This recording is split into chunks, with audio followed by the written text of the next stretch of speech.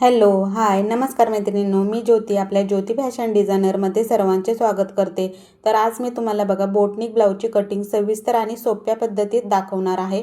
आपल्या चॅनेलला सबस्क्राईब केलं नसेल तर सबस्क्राईब करून ठेवा आणि बाजूची घंटी दाबायला विसरू नका, म्हणजे माझ्या नवीन आलेल्या व्हिडिओचे नोटिफिकेशन तुम्हाला लगेच मिळेल।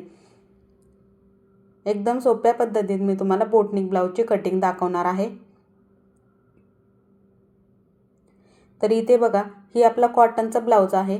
कॉटनचा म्हणजे गडवाल साडी जी आहे त्याच्यावरचा हा ब्लाऊज पीस आहे। जर आपण वेगळी अशी डिझाइन बनवली तर खूप सुंदर असे कडक साड्यांना दिसते।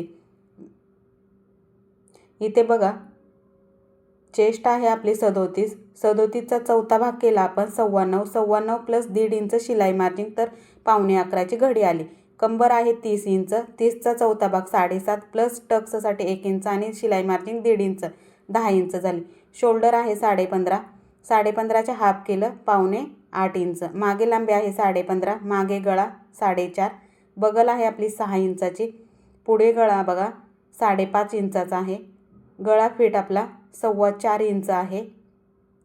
शोल्डर टू अपेक्स आहे 11 इंच आणि अपेक्स टू अपेक्स आहे 8 इंच। 8च्या हाफ इंच हाफ करायचं 4 इंच झालं। हे मी सविस्तर तुम्हाला कुठे टाकायचं ते मी सविस्तर पद्धतीने दाखवणार आहे। चेस्टनुसार मी तुम्हाला अपेक्स टू अपेक्स पण घ्यायला मागच्या व्हिडिओमध्ये दाखवलेलं आहे आणि शोल्डर टू अपेक्सचं पण माप मी सविस्तर असं तुम्हाला मागच्या व्हिडिओमध्ये दिलेलं आहे। बोटनिक ब्लाऊजमध्ये तर शोल्डरचं माप खूप महत्त्वाचं असतं। शोल्डर आणि ते शोल्डरचं माप आपलं चेस्टनुसार येत असतं। त्याचं पण तुम्हाला माप हवं असेल तर मला कमेंट करून नक्की कळवा, मी तुम्हाला चेस्टनुसार शोल्डरचं माप किती येतं ते तुम्हाला नक्कीच त्या व्हिडिओमध्ये डिटेलमध्ये देईलच। जेवढी पण शोल्डर येईल त्याच्या हाफ करायचा आणि बोटनिकसाठी आपण माप टाकणार आहे। शोल्डर टाकताना तर आपलं माप चुकलं, गळा फिटचं चुकलं आणि शोल्डरचं तर आपलं माप चुकलं तर आपला शोल्डरमध्ये म्हणजे वरच्या साईडला ब्लाऊज असा टाईट वाटतो। त्याच्यामुळे कधी पण आपण शोल्डरचं माप व्यवस्थित असं घ्यायचं आणि आपला पुढे गळा पण आपल्याला जेवढा हवा असेल तेवढा आपण घेऊ शकतो। पण आपल्याला पुढे पण बोटनिक हवा असेल तर आपल्याला माप त्याच्यामध्ये बोटनिकला वरतीच असं ठेवायचं गरजेचं असतं। याच्यामध्ये बघा, मी बोटनिकमध्ये मागे हुक केलेला आहे, तुम्ही पुढे पण करू शकता। पण आपण साडीचा पदर घेतल्यानंतर बघा पुढच्या साईडला वरती म्हणजे गळ्यापाशी आपले हुक दिसू शकतात, त्याच्यामुळे मी ह्याला पुढे बंदच असा ठेवलेला आहे आणि पाठीमागे हुक केलेले आहे। आपला व्हिडिओ आवडला तर नक्की लाईक करा आणि जास्तीत जास्त मैत्रिणींना व्हिडिओ शेअर करा। मागच्या व्हिडिओमध्ये मी तुम्हाला दाखवलेला आहे पोटली कशी बनवायची। व्यवस्थित अशी पोटली बनवली की आपल्या ब्लाऊजला पण व्यवस्थित अशी फिनिशिंग दिसते आणि सोप्या पद्धतीत मी तुम्हाला पोटली कशी बनवायची ते सांगितलेलं आहे। कॉटनच्या ब्लाऊजला अशा प्रकारची डिझाइन केल्यानंतर खूप सुंदर अशी दिसते। तर इथं सर्वात आधी तर आपण घडी करून घेऊया। चला, बंद बाजू मी माझ्या साईडला ठेवली आणि ओपन बाजू जी असते ती आपण पुढच्या साईडला सोडायची। आपला जो डावा हात आहे त्याला आपण पाठीची लांबी टाकणार आहे आणि जो उजवा हात आहे तिथे आपण पुढची लांबी टाकणार आहे। प्रत्येक ब्लाऊजसाठी आपण ह्याच पद्धतीने टाकत असतो। जर आपण कपड्यावर कटिंग करत असेल तर ह्याच पद्धतीने आपण सर्व ब्लाऊज कटिंग करायची। व्हिडिओ माझे स्टेप बाय स्टेप बघा, म्हणजे तुम्ही नक्कीच ह्या मेथडनं ब्लाऊज डायरेक्ट कपड्यावरती कटिंग करू शकणार। खूप सोपी पद्धत आहे कपड्यावर कटिंग करण्याची। डायरेक्ट सर्व पार्ट एकाच वेळेस कटिंग होतात।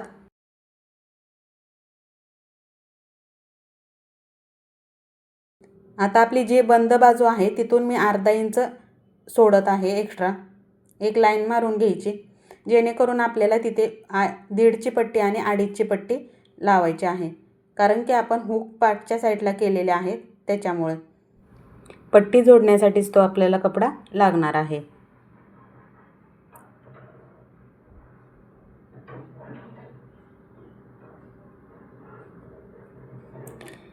आता इथे बघू शकता मागे लांबी आपली किती आहे, 15.5 इंच।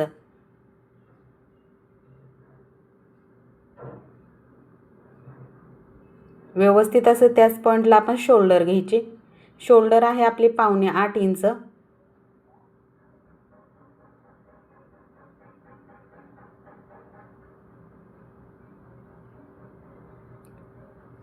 आता बगलची लाईन सरळ येण्यासाठी मी इथे एक शोल्डरचा पॉईंट घेणार आहे. बगल आपली आहे 6 इंच. बगल आपली अर्धा इंचाने डाऊन करणार आहे आपण. व्यवस्थित असं अर्धा इंच घ्यायचं आणि त्याच्या खालून 6 इंच आपण बगल घेणार आहे. अर्धा इंच सोडायचा आणि बगलचा पॉईंट घ्यायचा 6 इंचाचा. व्यवस्थित असं चेस्टचा चौथा भाग करून टाकायचा आपण. चेस्टचा चौथा भाग आहे 9.25.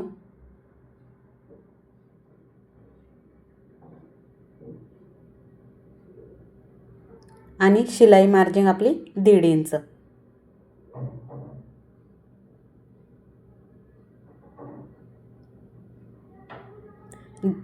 इथे बघा आता बगलच्या साईडला आपण 1.25 इंच अलीकडे घेतलेला आहे आणि त्याच पॉईंटपासून आपण बगलचा शेप 1.25 इंचाचा घेणार आहे. मोठी घडी असेल तर 1.5 इंचाचा बगलचा शेप घ्यायचा.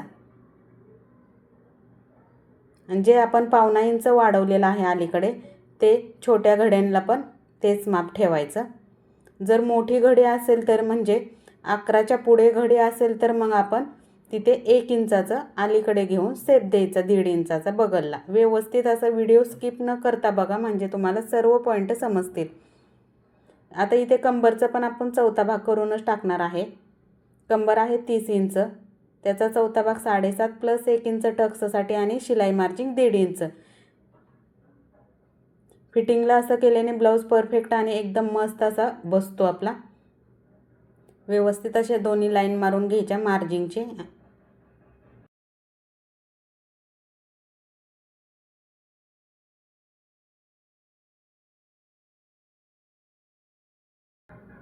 आता इथे बघा गळा फिट आपला 4.25 इंचाचा आहे. चेस्टनुसार गळा फिट येत असतो तो व्यवस्थित टाकायचा गळा फिट. सरळ येण्यासाठी एक पॉईंट घेते मी 4.25 इंचाचा. मागे गळा आपला आहे 4.5 इंचाचा. गळ्याची रुंदी व्यवस्थित अशी टाकायची जेणेकरून आपल्या शोल्डरमध्ये ब्लाऊज परफेक्ट असा बसला पाहिजे. इथे बघा शेप गळ्याला द्यायचा 1.5 इंचाचा. ही सर्व घड्यांसाठी 1.5 इंचाचा शेप देणं गरजेचं असतं. व्यवस्थित असा ब्लाऊज आपला गळ्यामध्ये बसला जातो. कंपल्सरी 1.5 इंच ठेवायचं. 100% ब्लाऊज आपला व्यवस्थित असा बसणार आहे. गळा रुंदीचं माप आपलं चेस्टनुसार येत असतं. तुम्हाला हवं असेल तर मला कमेंट करून नक्की कळवा. नेक्स्ट व्हिडिओमध्ये व्यवस्थित असं तुम्हाला मी गळा फिटचं माप देते. इथलं माप पण मी व्यवस्थित असं सांगितलेलं आहे त्याचप्रमाणे तुम्ही घ्या. बगलमध्ये एकदम परफेक्ट असा ब्लाऊज बसला जातो आपला.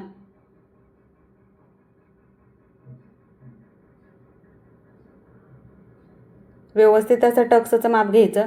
टक्स मी आडवा 4.5 इंच आणि उभा पण 4.5 इंच घेत असते.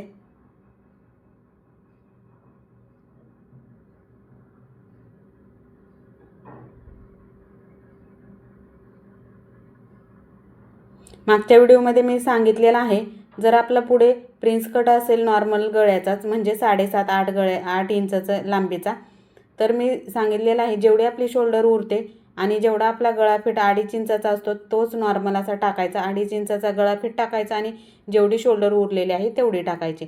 पण इथं असा आपला दोन्ही साईडला बोटनिक आहे त्याच्यामुळे वेगळी पद्धत येते. जशी पाठच्या साईडला शोल्डर येते तशीच आपली पुढच्या साईडला शोल्डर येत असते. बगल पण आपली पाठच्या साईडला आणि पुढच्या साईडला सेम येत असते. व्यवस्थित अशी पुढे पण बगल मी 6 इंचाची घेतलेली आहे आणि चेस्टचा चौथा भाग करून टाकलेला आहे. इथे 1.5 इंचाचा शेप आपण सर्व ब्लाउजांसाठी देत असतो तसाच द्यायचा. गळा फिट आहे आपला पुढे पण 4.25 इंचाचा. गळ्याची लांबी आहे आपली 5.5 इंचाची. बोटनिकसाठी आपल्याला तेवढीच व्यवस्थित अशी येते.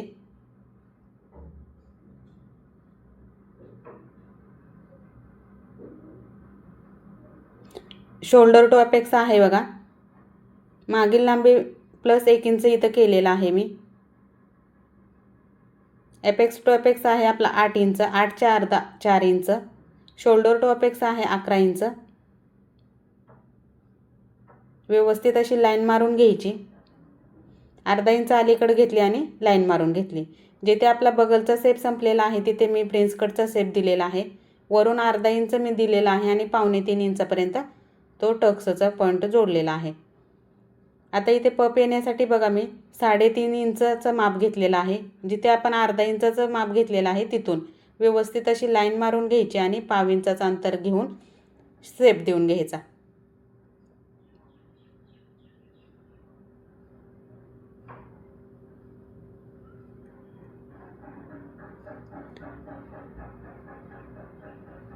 व्यवस्थित असं मागच्या व्हिडिओमध्ये पण मी पपचं माप सांगितलेलं आहे. कंबरचा इथे चौथा भाग करून मी पॉईंट घेतलेला आहे.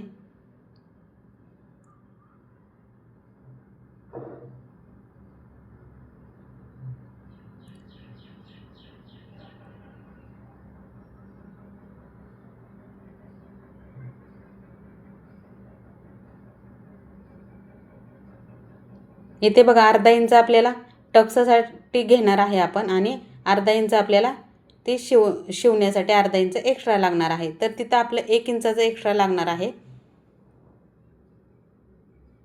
व्यवस्थित असं शिलाई मार्जिनच्या पुढे 1 इंच वाढवून घ्यायचं.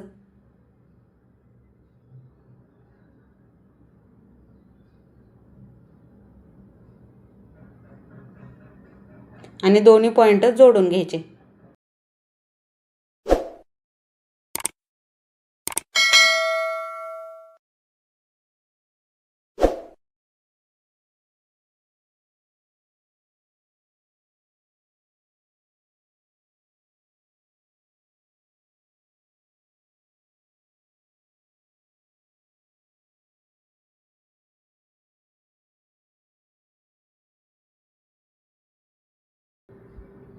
आता जे आपण पपसाठी जे माप घेतलेलं आहे ते पुढे वाढवणं गरजेचं आहे. पुढे वाढवायला विसरायचं नाही. व्यवस्थित असं पपचं माप पुढे घेणं गरजेचं आहे. मागच्या व्हिडिओमध्ये मी पपसाठीचं माप सर्व सविस्तर असं सांगितलेलं आहे. 1.5 इंच शिलाई मार्जिनची 1.5 इंच शिलाई मार्जिनच्या पुढे आपण पपचं माप वाढवणार असतो. व्यवस्थित असं वाढवून घ्यायचं.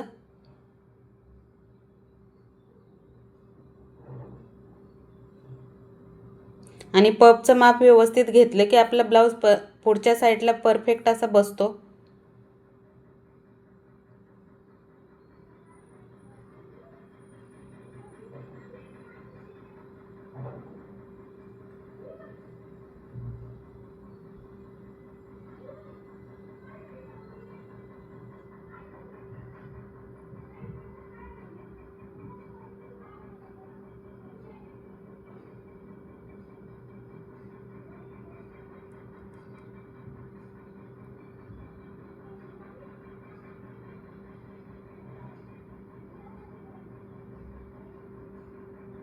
इथल्या शिलाई मार्जिनसाठी मी 1 इंच पुढे वाढवलेला आहे. अर्धा इंच आपलं कटिंग होऊन जाणार आहे आणि अर्धा इंच आपल्याला शिवण्यासाठी लागणार आहे. व्यवस्थित अशी लाईन मारून घ्यायची.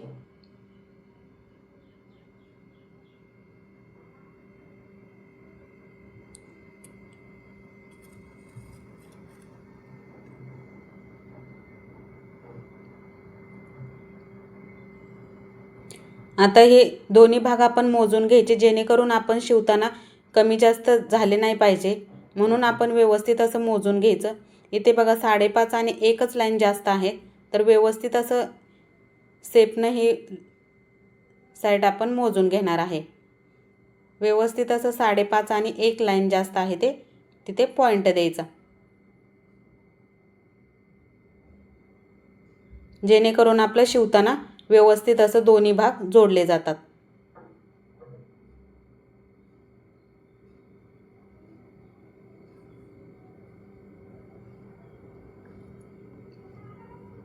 सर्व प्रिन्स कटसाठी ह्याच पद्धतीने आपण माप घेत असतो। जिथे आपले शिलाई मार्जिंग आहे त्याच्या पुढे आपण 3-3.5 इंचाचं वाढवलेलं आहे, तिथे आपण 1 इंच, पावणा इंच आपण क्रॉस लाईन घेऊन कटिंग करत असतो। व्यवस्थित अशी लाईन मारून घ्यायची आणि ते कटिंग करून टाकायचं।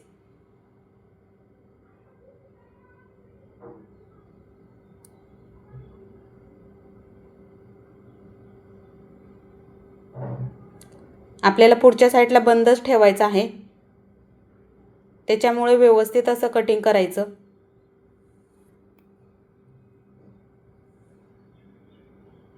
आपला नॉर्मल असाच पुढच्या साईडला गळा असेल तरी पण मी तुम्हाला मागच्या व्हिडिओमध्ये डिटेल असं सांगितलेलं आहे। ते शोल्डरचं माप परफेक्ट असं घ्यायचं आणि ते आपली मागची शोल्डर आणि पुढची शोल्डर नंतर मॅच होते, ते व्यवस्थित असं सांगितलेलं आहे। हा आपला पुढे पण बोटनेक आणि पाठी पण बोटनेक आहे। व्हिडिओ स्किप न करता पूर्ण बघा, म्हणजे सर्व तुम्हाला टिप्स याच्यामधले समजतील।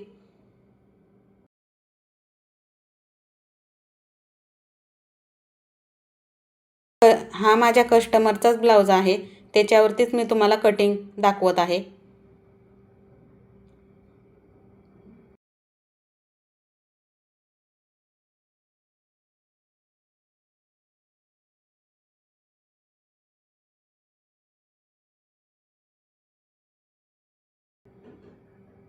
व्यवस्थित अशी आपली मार्किंग झालेली आहे।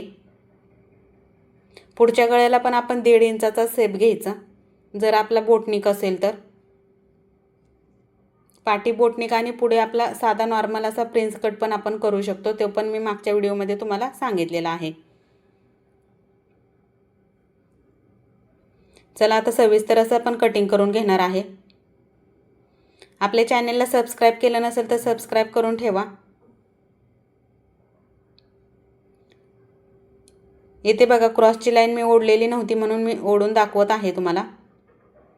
व्यवस्थित असे 1/2 इंचाचं मी इथं डाऊन केलेलं आहे बगलला, जेणेकरून आपला शोल्डरमध्ये ब्लाउज एकदम मस्त असा बसतो।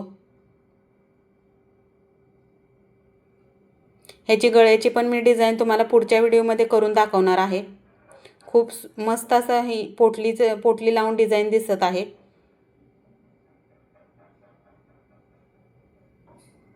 कटिंग व्यवस्थित असेल तर आपल्या ब्लाउजला फिनिशिंग एकदम मस्त अशी येते, त्याच्यामुळे कटिंग करताना व्यवस्थित अशी सविस्तर करायची, म्हणजे आपल्या ब्लाउजला फिनिशिंग परफेक्ट अशी येते।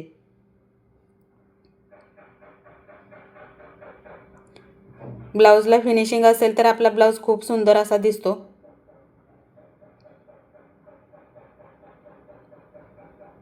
व्यवस्थित असं बघा इथे क्रॉसचं पण मी कटिंग करून घेतलेलं आहे।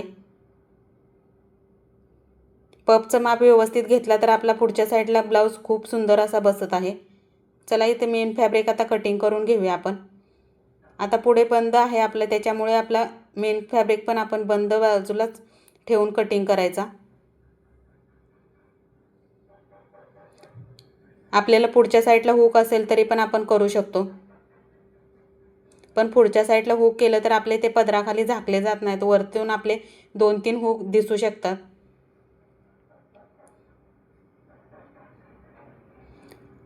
हा भाग व्यवस्थित असा ठेवायचा, सरळवरच, क्रॉसवर ठेवायचा नाही, जेणेकरून आपल्या नाहीतर फिटिंगच्या बाजूला आपले व्यवस्थित असे बसलं जात नाही आणि ते तिथे चुन्या असा येतात।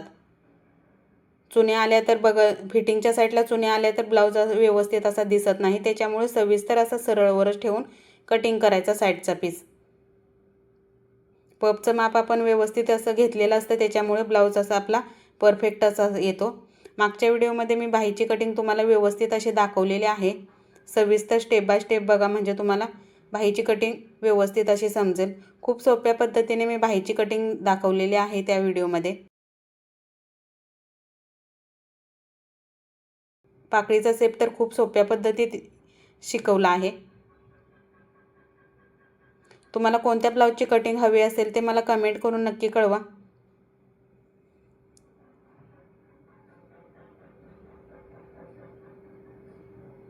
व्यवस्थित अशी आपली सर्व कटिंग झालेली आहे। आपल्या व्हिडिओला नक्की लाईक करा. चला मग नेक्स्ट व्हिडिओमध्ये भेटूया. Bye bye.